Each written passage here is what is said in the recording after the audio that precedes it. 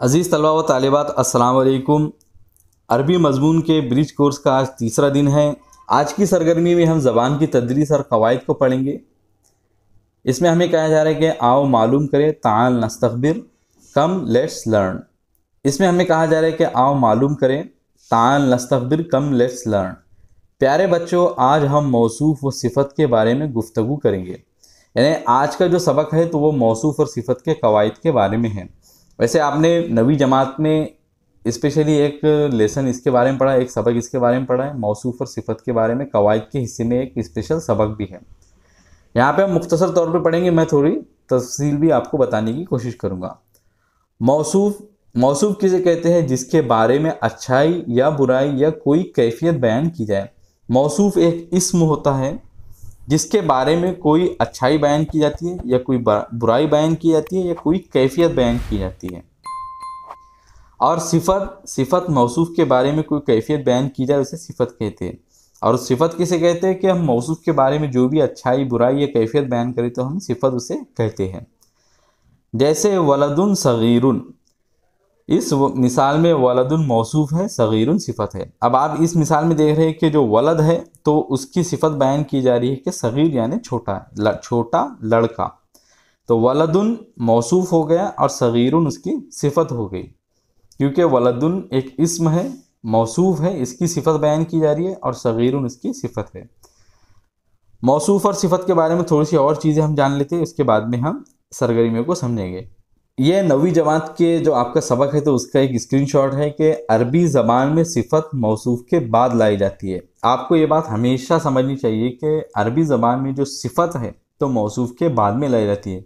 उर्दू में हम पहले लाते हैं, जैसे छोटा लड़का, तो छोटा जो लफ्ज़ है तो हमने पहले लेकर आए, सिफ़त हमने पहले लेकर आ गए। लेकिन अरबी ज़बान में जो सिफ़त होती है तो वो बाद में लाई जाती है। जैसे कि हमने वलदुन सगीरुन में देखा कि वलदुन मौसूफ़ है और सिफ़त सगीर जो है तो बाद में लाए जा रहे हैं। और मौसूफ़ और सिफ़त अरबी में चार चीज़ों में बिल्कुल एक जैसे होते हैं। यानी चार चीज़ों में उन दोनों में यकसानियत होनी चाहिए, मुताबिकत होनी चाहिए। यानी जिस तरह मौसूफ़ होगा तो सिफ़त भी बिल्कुल हूबहू आनी चाहिए चार चीज़ों में। अब वो चार चीज़ें कौन सी है? तो यहाँ पे मैंने चारों को अलग अलग कलर से निशानजद किया है, हाईलाइट किया है, तो आप उसको देखिए। तो मौसूफ़ और सिफ़त में दोनों में तज़कीर व तानीस यानी मुज़क्कर और मुअन्नस होने में मुताबिकत होनी चाहिए। इसका मतलब यह है कि मौसूफ़ अगर मुज़क्कर तो सिफ़त भी मुज़क्कर, मौसूफ़ अगर मुअन्नस तो सिफ़त भी मुअन्नस। यहाँ पे हम मिसाल में देख रहे हैं कि वलदुन एक मुज़क्कर लफ्ज़ है तो इसलिए जो सिफ़त लाई जा रही है तो वो भी मुज़क्कर लाई जा रही है। सगीरुन एक मुज़क्कर लफ्ज़ है, लेकिन उसके नीचे देखिए आपके इमराअतुन एक मुअन्नस लफ्ज़ है तो इसीलिए उसकी जो सिफ़त है तो वो मुअन्नस लाई जा रही है, सालिहतुन। तो यहाँ पे हमने समझा कि मौसूफ़ और सिफ़त मुज़क्कर और मुअन्नस होने में बिल्कुल एक जैसे होते हैं। मारिफ़ा और नकरा, यानी अगर मौसूफ़ मारिफ़ा तो सिफ़त भी मारिफ़ा, और अगर मौसूफ़ नकरा तो सिफ़त भी नकरा होंगे। जैसे कि पहली ही मिसाल में हम देख रहे हैं कि वलदुन जो लफ्ज़ है तो वो नकरा है तो इसीलिए हमने उसकी जो सिफ़त भी नकरा लेकर आई। लेकिन पहले कॉलम की नीचे से दूसरी मिसाल देखिए, अलमरअतु सालिहा, तो इसमें जो अलमरअतु लफ्ज़ है तो वो मारिफा है और मुअन्नस भी है, तो इसीलिए हमने जो उसकी सिफ़त है तो वो भी मारिफा और मुअन्नस लिख रहा है। दोनों पर आप देख रहे हैं कि अल लगा हुआ है। और तीसरी चीज़ जिसमें मौसूफ़ और सिफ़त एक जैसी होनी चाहिए तो वो है वाहिद, तस्निया और जमा। तो वाहिद कहते हैं एक को, तस्निया कहते हैं दो को या मुसन्ना को, और जमा कहते हैं ये जो तीन या तीन से ज़ायद हो। तो हमको ये देखना है कि अगर मौसूफ़ वाहिद लफ्ज़ हो तो सिफ़त भी वाहिद लाएंगे, मौसूफ़ मुसन्ना हो, तस्निया हो यानी दो हो तो सिफ़त भी दो वाला लफ्ज़ लाया जाएगा, और अगर मौसूफ़ जमा हो तो सिफ़त भी जमा आएंगी। यहाँ पे आप जो दूसरा कॉलम है उसमें देख रहे हैं कि वलदानी सगीरानी, कि वलदान एक तस्निया है तो इसीलिए जो उसकी सिफ़त है सगीरानी वो भी तस्निया लाई गई है। और पहली लाइन के जो आखिरी लफ्ज़ है, आखिरी जो फ्रेज़ है उसमें देखिए आपके औलादुन सिगारुन, तो औलाद एक जमा लफ्ज़ है तो इसीलिए उसकी जो सिफ़त लाई जा रही है तो वो भी जमा लाई जा रही है, सिगारुन लाई जा रही है। तो हमने यहाँ पे ये सीखा कि अगर मौसूफ वाहिद होगा तो सिफत भी वाहिद, मौसूफ मुसन्ना तो सिफत भी मुसन्ना, मौसूफ जमा तो सिफत भी जमा। और आखिरी चीज़ जिसमें मौसूफ और सिफत बिल्कुल एक जैसे होनी चाहिए तो वो है एराब। अब एराब क्या है, तो ये आपके फर्स्ट जो लेसन है ब्रिज कोर्स का, तो उसमें आप जान चुके हैं। यहाँ पे आप देख रहे हैं कि वलदुन के आखिरी में 2 पेश की तनवीन है, तो उसकी जो सिफत है तो उस पर भी 2 पेश की तनवीन है।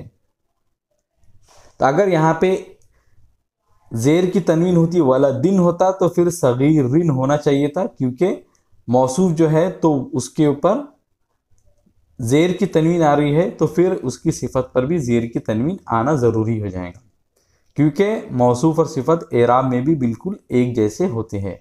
तो यहाँ पे हमने समझा कि मौसूफ ऐसे इसम को कहते हैं जिसकी कोई बुराई, अच्छाई या कैफियत बयान की जाए। सिफत ऐसे लफ्ज़ों को कहते हैं जो किसी मौसूफ की अच्छाई, बुराई या कैफियत बयान करें। मौसूफ और सिफत में 4 चीज़ें बिल्कुल एक जैसी होती है, मुज़क्कर और मुअन्नस होने में, मारिफा और नकरा होने में, वाहिद तस्नीया और जमा होने में, और एराब में। आओ अहलियत पैदा करें, अहलन नस्तहिल, come let's make our self capable. सरगर्मी नंबर 1 है मय्यिज़ बैनल मौसूफ़ी व सिफ़ती फिल जुमली तालिया, के दर्ज़ैल मुरक्कबात में से मौसूफ़ और सिफ़त की निशानदही कीजिए। यहाँ पे जो लफ्ज़ है उस पर गौर कीजिए कि मुरक्कबात कहा जा रहा है कि कंपाउंड वर्ड्स। मौसूफ़ और सिफ़त दोनों मिलकर एक कंप्लीट सेंटेंस, एक मुकम्मल जुमला नहीं बनाते हैं, बल्कि मौसूफ़ और सिफ़त मिलकर एक अधूरा जुमला बनता है, यानी जुमला मुकम्मल नहीं होता है।